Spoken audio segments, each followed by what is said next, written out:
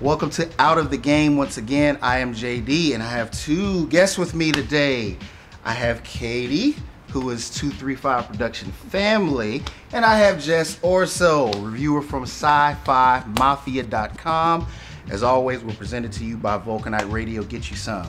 So today we want to talk about equality in gaming. We want to talk about equality in fandom. You've heard us here at Out of the Game talk about African American representation. Well, now we're going to talk about the female side. We're going to talk about women's representation in fandom, in movies, and video games, and comic books. And I wanted to bring two women in, two ladies, to talk about that subject. It just seems right, you know. It just seems like the right thing to do. Obviously, GamerGate has been a huge issue for the past several months, since August. You know, Anita Sarkeesian, Brianna Wu, Zoe Quinn, you know, game developers, and you know, Sarkeesian, she started the Kickstarter, which kind of got this whole thing to a fever pitch. What's going on? What's happening here? Yeah, there's a lot of anger out there that's very kind of flying in a lot of different directions. Yeah. And that, you know, just kind of looking into that and following up on, you know, trying to figure out where everybody's position is, I think the most surprising thing to me has been the amount of anger, because I know a lot of people who are gamers. I know a lot of people who are, you know, into geekdom, and I am into geekdom, and nobody that I know has expressed, you know, that much anger toward me for also being interested in that sort of thing. And so it was kind of really surprising to me that it is out there in the world that people could get so upset. And I come from a background of literary criticism, and you know, kind of looking at some of the same patterns that Anita was pointing out in video games, seeing that in Western literature. And so, you know, I was maybe kind of familiar with that discussion. It just felt like it was sort of moving into a new field in a way that really obviously upset a lot of people. And so to me, that was the thing that kind of drew my attention the most, was the reaction. And to be fair, she's pointing out things that are there from the videos, you know, God of War, Assassin's Creed. I mean, these are actual things that are happening in the video game. So I would think that, okay, people would see this and be like, okay, this is not made up. I mean, she's getting this from somewhere, so there's a basis for this discussion, right? There's a basis for what she's saying, right? Yes, like the videos themselves are, you know, her take on, you know, how she feels about these things, but most of the videos are cuts from the actual games. So we're just watching what's actually occurring in the game, and it really should just open up a lot of good discussion. It's kind of bizarre that it's taken this really violent, nasty turn. From those women receiving death threats to, you know, bomb threats, to her being called a con artist, to, you know, we don't want censorship in our gaming. I would have the same reaction if, you know, black people were brutalized in games for no apparent reason.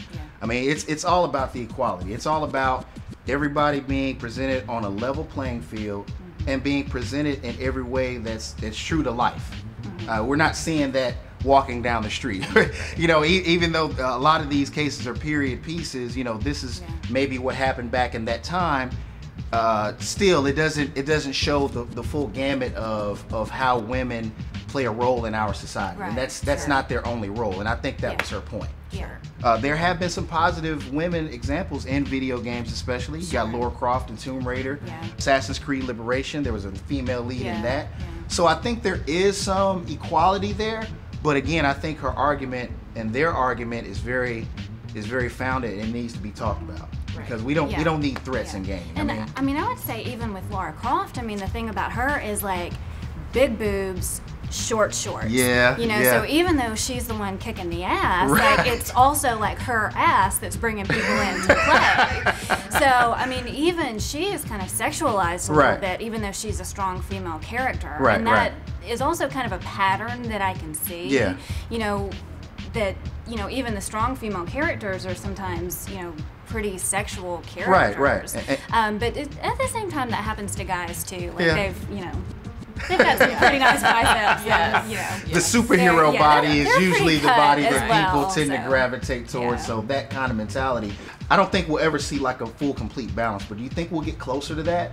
Or maybe we'll have this female heroine that's not sexualized, and that's just, you know, awesome, without having to be sexualized? I think it's possible, and And I think it can happen, and I don't necessarily think that gaming needs to be sanitized the way it doesn't need to be super real life. It's supposed to be different. But if they're trying to make violence, if they're trying to make this world violent and make that be the motivation for, you know, the lead character is this is violent and we're trying to show all these points of violence, maybe it just, for me, it just should open up a dialogue for the gaming community and the makers of the game.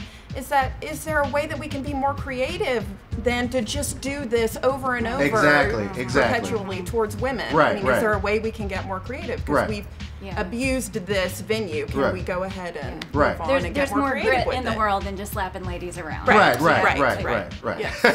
And again, to be fair, you know, I'm glad you said that because it brought to my mind Mass Effect. One of my favorite games, you can customize your character. You could play as a male or female. And in that case, the female is not really sexually objectified. She's presented the same way the male character is, where she's this brazen soldier who's got to go out and save the galaxy. And, you know, the choices along the way help you decide what type of leader she or he is going to be. But I think that really is a fantastic and great example of what you just said, of how, you know, it doesn't have to be like super real. Of course, we know it's a fantasy, but she doesn't have to be presented in an objectified, you know, or sexual manner. I think there's maybe a love scene between her and another character, like whoever you decide to make your love interest, and you know, she may be down in her undies or something like that, but Shepard is seen with his shirt off if you're a male too. So that one is kind of balanced. So moving on from that, and if anybody has any problems, please direct your threats and your line of questioning to me. I'm the host. These are just my guests, okay? I'm JD. You can find me right here out of the game. Okay, so moving on, we had a discussion a couple days prior to about Guardians of the Galaxy and how phenomenal that movie was, and you know how Gamora was this great character, kind of like a hint of a romantic interest between her and Star-Lord, and of course that's kind of hinted at in the comic books as well. But where the toy, a strong female character, my kids love it, everybody loves her. I can't buy toys for it. I can't go buy a full-size doll. Now, I mean, granted, I can. I can buy one this big, and I can buy one maybe this big, and she's sold with somebody else. But I can't buy like a, you know, a good size Gamora doll. I mean, if we're gonna market to women, let's make some, you know, let's make some toys that they can, you know, that we can buy. And talking about and kind of fusing that with the comic books, you know, Marvel deciding to make Thor female, and I read somewhere that was kind of Disney's way of trying to get more females and more younger females involved into this whole thing. But what better way to do it than to couple that action with some toys, some physical representations, you know, because Gamora was a big part of the story.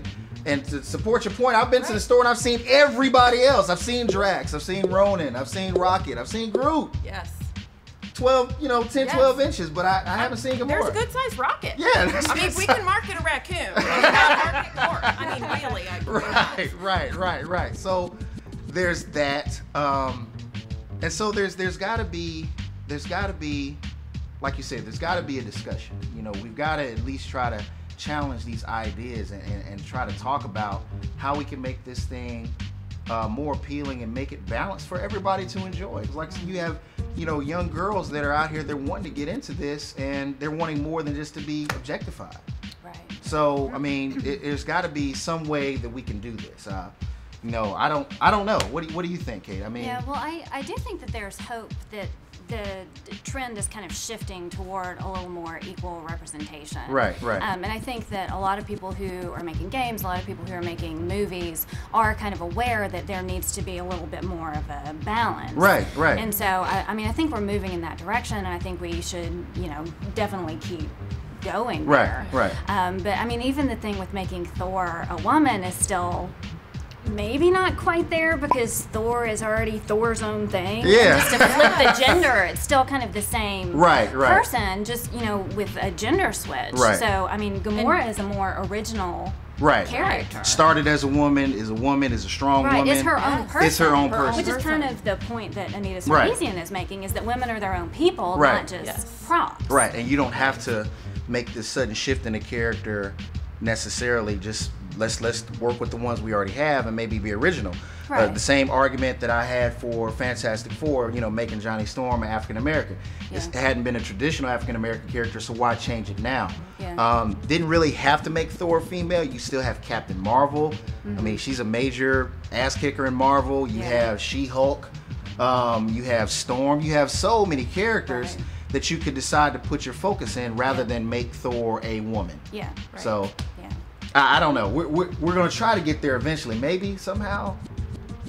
I mean, I don't know. When I went looking for Gamora, I also found one Black Widow doll who was this big and who had a removable head, so she had different hairstyles. Oh, great. There you go. Great, perfect. Yeah. And then I found a Wonder Woman who was packaged with a whole bunch of other DC characters. So you couldn't buy her by herself. Okay. But she was packaged with a whole bunch of other DC characters. Now, they had this like great Avengers set. No Black Widow at all. Like this great tall Avengers set. And so Captain America, Iron Man, Thor. And it had like 2 versions of Spider-Man and no Black Widow. No Black Widow. So the only one you saw was the 6, maybe 5-inch. And she had different faces for accessorizing. Right, different hairstyles. Of course, why not? I mean, of course. Yeah, love to accessorize. But I would think that would be just a massive idea and way to make money. I mean, if that's what it's all about, and that's really the bottom line of what it comes to is how can we make money? And if you've got these toys, these female characters that you can accessorize, I mean, why not? I don't see any downside. I don't see any downside. And to be fair, again, you know, in movies, we're seeing strong female characters come to light. Man of Steel, you've got Lois Lane, and they picked a strong actress to be that. Amy Adams, she did great. And of course, Scarlett Johansson being the Black Widow in Avengers. But I mean, even I would like to see a little bit more on the movie side, and I don't want it to be forced. But this conversation maybe could bring some of those ideas to bear. Like I said, I would love to see a Captain Marvel movie. You know, I just, you know, she's been one of my favorite characters since I've been collecting comic books. So I would love to see that, and it just the balance I would love to see. To reflect the way the world actually is. To reflect the way the world actually Even in a is. fantasy, a little bit of reflection. The 50-50 divide. Got in actual gender. Right, because we do see women when we walk down the street. Sure, yeah, we're here. Yeah. You guys in the store, I see you. We are out in the world. In the world, yes. I see you at the movies. I see you at restaurants. There are women all over the place. They're everywhere. Right. So, ladies, thank you for joining me. I can't thank you enough, Jess, Katie. We may come back and do this again. Are you ladies willing to do that? You willing to come and brave these waters with me again? Yeah, all right. right. Got an opinion. All right. This has been Out of the Game. Again, I'm JD. Make sure you follow us on Instagram and Twitter. As always, we're brought to you by Vulcanite Radio. Get you some. Thanks for having us. Thanks for being a part of this experience. And feel free to leave your comments. Let us know what you think, okay? We're gone. What? You're gonna do it? If you're going to do it right. And if you're going to play it right. I'm done. I think that was it. I think I've actually said everything that I'm supposed to say. If I haven't, then keep it rolling and tell me what else I need to say. I'm still look at the camera. I see people laughing behind me and in front of me, so I don't know what else I'm supposed to say. If you're gonna play it right. If you're gonna do it right. Come on, guys. Come on. What's going on here? Are we still rolling? Are we still rolling? Who's gonna press the stop button? Why is he sweeping behind me? Everyone's laughing, and no one's telling me what to do. I'm done.